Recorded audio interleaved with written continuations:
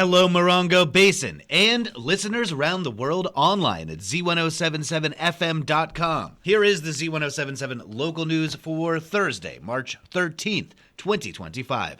An alleged domestic violence incident in Yucca Valley escalated when the suspect is said to have resisted arrest and injured a deputy. At around 3:45 a.m. on Wednesday, deputies with the San Bernardino County Sheriff's Department responded to a call from a woman saying she was being attacked by her ex-boyfriend in the 7700 block of Hopi Trail in Yucca Valley. The victim said that her ex-boyfriend, identified by deputies as Christopher Rusconi, 33, was in her home, throwing and breaking objects. Deputies arrived and say they witnessed misdemeanor domestic battery. Deputies say that while attempting to take Rusconi into custody, that he resisted arrest, and deputies used force to subdue him. The sheriff's department said that a deputy received injuries during the arrest. Christopher Rusconi was arrested on suspicion of resisting an executive officer and is being held at the West Valley Detention Center on $30,000 bail. A Yucca Valley man was arrested after allegedly making several aggressive and threatening calls to 911, including asking deputies to come fight him in the Walmart parking lot. On Sunday at 9:20 p.m., the San Bernardino County Sheriff's Department says that Anthony Canada, 32, called 911 and cursed at the dispatcher, then demanded deputies respond so he could fight them. Deputies say they did not respond to Canada's call, but 40 minutes later responded to an unrelated call at the Walmart. Deputies say they were spotted by Canada, and he drove a vehicle towards the deputies at significant speed. Deputies conducted a traffic stop and took Canada into custody. Deputies say that Canada is known for calling 911 and that they have responded several times to his home in Yucca Valley. They say he has threatened the safety of law enforcement officers in the Morongo Basin several times and that there are currently several open investigations involving Canada.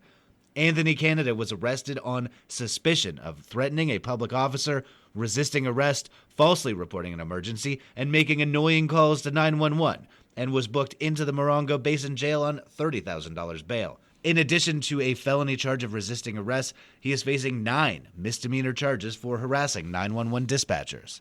Congressman Jay Obernolte is part of an open letter from 6 members of Congress to Acting Director Charles Ezell of the Office of Personnel Management, asking for seasonal hiring authorities to be transferred to national parks. With more, here's online news editor Robert Hayden.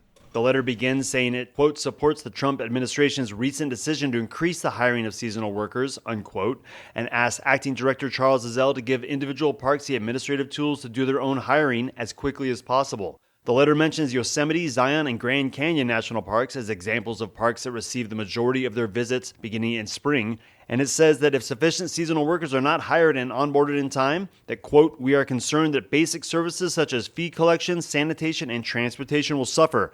Using the normal hiring process for these seasonal workers would impair the park's ability to have them trained and in their positions by the time the busy season begins, unquote. The letter doesn't address the 1,700 positions that were already eliminated in the National Park Service by the OPM in early February.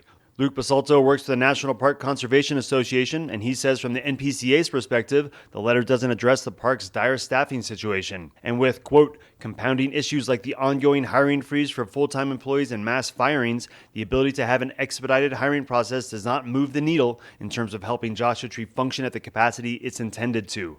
Annually, Joshua Tree now sees 3 million visitors come through, with the busy season starting now and going through spring and summer. Luke Basalto says that the seasonal employees will still take months to onboard before they're on the ground in the park, and the park is already currently short-staffed. He urges constituents of Congressman Obernolte to ask him to come through on the statements he made at a contentious February 24th community meeting in Yucca Valley, and to urge him to call on Secretary Burgum to reinstate those 1,700 positions lost NPS-wide. The letter was signed by Congress members Tom McClintock, Jay Obernolte, and Doug LaMalfa, all 3 Republicans from California. They were joined by Tom Tiffany from Wisconsin, Elijah Crane from Arizona, and Burgeon Owen from Utah, all 3 Republicans. It is unknown whether the OPM has the authority to grant national parks the tools to do their own hiring. A federal judge has ordered Charles Ezell to testify in court today regarding the legality of the Trump administration's mass firings of federal employees. However, that order has been ignored by the acting director. We'll have more on the NPCA's response to the letter as well as other national park reactions on your Z107.7 Weekend News. Reporting for Z107.7 News, I'm Robert Hayden. We'll have a copy of that letter on our website at Z107.7 FM.com. The city of 29 Palms has been experiencing a renaissance since the inception of the Downtown Freedom Plaza project. New businesses, new art efforts, and recent city improvements are all looking to a bright future. 29 Palms City Manager Stone James will be the guest on the Z107.7 Up Close show this Friday. James will talk with host Gary Daigneault about city services, misconceptions, and plans for the city's future. It's all about 29 Palms. Tomorrow at 10 a.m. on Z107.7 and available later in the afternoon as a podcast at Z107.7fm.com. Astral Drifter is the award-winning, multi-genre, cult classic smash film by local auteur director Mike Caravella that will be having its hometown premiere this Saturday night at Yucca Valley's Paradigm Cinemas. Reporter Gabriel Hart spoke to Caravella about the interior and exterior journey of his epic film, which is being called the psychedelic western sci-fi kung fu comedy the universe needs. Caravella says Astral Drifter takes place, quote, sometime before yesterday or after tomorrow, where a man called Drifter goes on an existential journey through a maze of outrageous scenarios with his trusted sidekick to save the day, the girl, or maybe even the universe, unquote. Partly inspired by that strange transformational part of history during the COVID lockdown, Caravella used the time on his hands to get creative with an experimental new project that could utilize his penchant for our open spaces. So I was familiar with the landscape and the locations, and I know there's a lot of quirky things. So I was inspired by some of the quirky things, and so I wrote the short, and then I shot the short quickly thereafter, and then started submitting it to film festivals. And wound up spending a year and a half on the film festival circuit, winning 35 awards with the short. Oh, that's great. So I was like, I think I got something here, so... Caravella then wrote the full-length version of Astral Drifter, followed by 2 more scripts that will eventually comprise a trilogy in the works. Meanwhile, he wasted no time with his pre-production hustle, raising money and awareness through the successful Indiegogo campaign, then acquiring investors while him and his wife, quote, threw everything they had in the movie.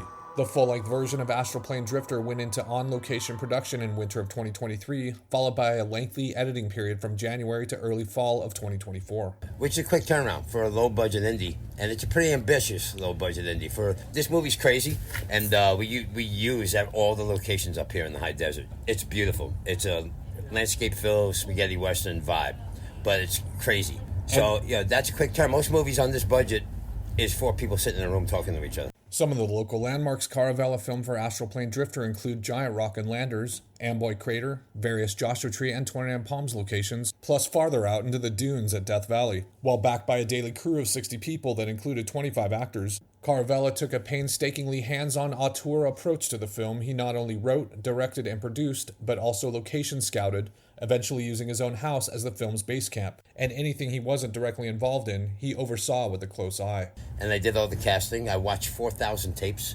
myself of actors and countless other things. And I've sat in every minute of post-production. I sat with the editors.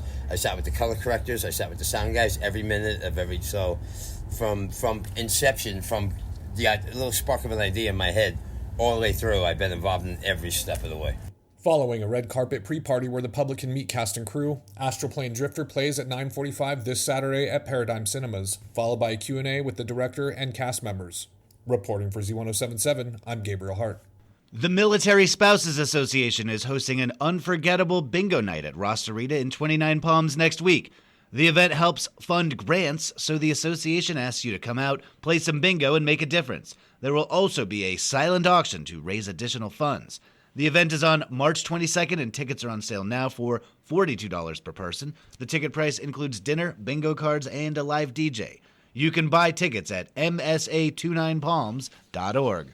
And finally, it's a cloudy day in the high desert, but if the skies are clear tonight, be sure to point your peepers skyward as March's full moon, known as the worm moon, will turn a rich coppery red as it falls into a total lunar eclipse late tonight. At around midnight, the Earth will begin to pass between the sun and the moon, casting its shadow on the moon's surface, which will make it appear reddish-orange, transforming it into the blood moon. It's been 3 years since the last total lunar eclipse, and the high desert is usually one of the best places to catch celestial phenomena. However, a late winter rainstorm has moved into the Morongo Basin, possibly blocking the view of the blood moon, but delivering much-needed precipitation to the area. That's our local news. Hear local news 7 times a day, 7 days a week at 7, 8, 9, noon, 4, 5, and 6. If you hear about news happening, let us know. Email us at tips@z1077fm.com. Reporting for the Morongo Basin News Leader, the award-winning Z107.7 Local News, I'm News Director Jeff Harmatz.